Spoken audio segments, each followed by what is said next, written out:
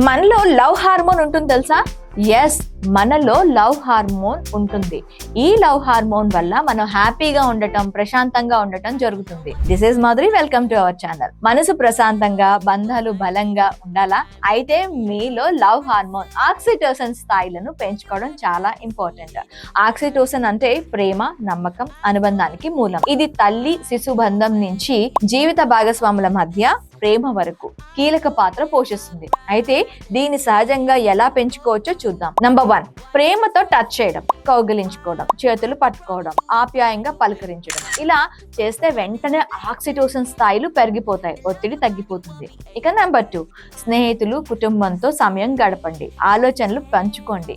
నవ్వుకోవడం మనసును తేలిక చేస్తుంది. ఇకపోతే 3వది, కలిసి కొన్ని పనులు చేయడం, వంట చేయడం, ఆటలాడటం, సంగీతం వినడం. ఇవి బంధాలను బలపరుస్తాయి, హ్యాపీ హార్మోన్ లెవెల్స్ పెంచుతాయి. ఇక 4వది, మృదువైన సంభాషణలు. ప్రేమతో మాట్లాడడం కూడా ఆక్సిటోసిన్ విడుదలకు సహాయపడుతుంది.